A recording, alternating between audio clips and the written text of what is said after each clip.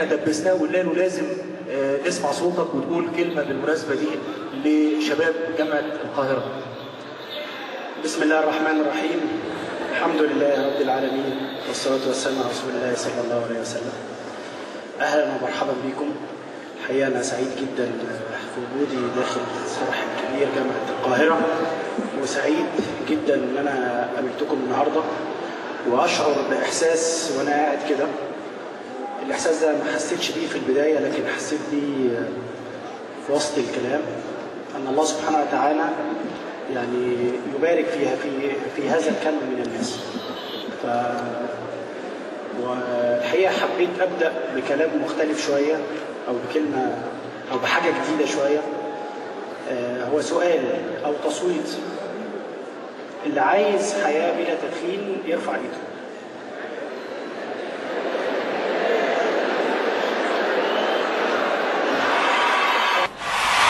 والله هاي ما شاء الله، يعني أغلبية، بس أغلبية بجد. طيب، إذا كنت صاحب رأي فكن صاحب عزيمة، وإذا صح منك العزم أرشدت إلى الحيل. لو كلنا عندنا رأي سديد، وأنا واثق في رأيي وعندي شخصية قوية، فإذا كنت صاحب هذا الرأي فكون صاحب عزيمة. يصحب الرأي القوي والشخصية القوية لازم عزيمة على تطبيق هذا الرأي. وإذا صح منك العزم أرشدت من الله سبحانه وتعالى إلى الحيل، إلى ربنا سبحانه وتعالى يسر لك الأمور إن أنت تقدر تقلع عن أي معصية أو أي ذنب. الحقيقة حياة بلا تدخين ممكن الإنسان يشوف نفسه يتعرض لصحة سيئة. هي الصحة السيئة ممكن تكون واردة مع ناس ومش واردة مع ناس تانية. في ناس بيقولها: واحد أنا بشرب سجاير بس صحتي كويسة، فممكن كده وممكن كده. المال، ممكن واحد يقول أنا معايا فلوس، فما تجيش تقول لي بطل سجاير عشان الفلوس. لا، الحمد لله ربنا رزقني فلوس كويسة فممكن أشرب سجاير. طيب، ايه الحاجة اللي ما فيهاش خلاف او بتجمع بين الناس كلها؟ هو ترك التدخين لله رب العالمين.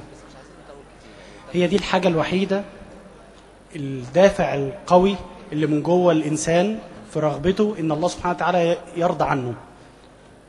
هي في مسؤولية كبيرة جدا علينا كلنا، اللي بيسمع الكلام غير اللي ما سمعش. يعني اللي قاعد في القاعة هنا النهاردة عنده مسؤولية كبيرة جدا. مسؤوليته لو هو بيشرب سجاير يقلع تماما على التدخين، لأن ده ربنا سبحانه وتعالى يسر لك أن تأتي في هذا المكان عشان يسمعك الكلمتين دول. يبقى تعقد النية أن ربنا سبحانه وتعالى يسر لك. الأمر الآخر أنك تاخد بإيد غيرك.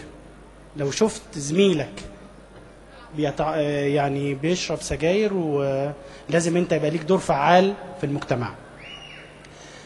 لو أنتوا عايزيننا نكسب يوم الجمعة في ماتش النجم الساحلي،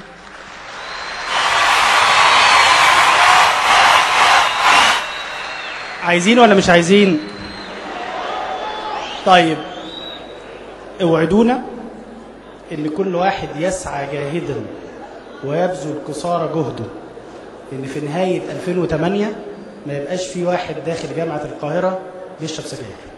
كل واحد كده ياخد عهد على نفسه بينه وبين ربنا ان هو يشتغل ويبذل جهد كبير جدا عشان المكان اللي احنا فيه ده يعني يشهد لك يوم القيامة انك عملت فيه حاجة كويسة.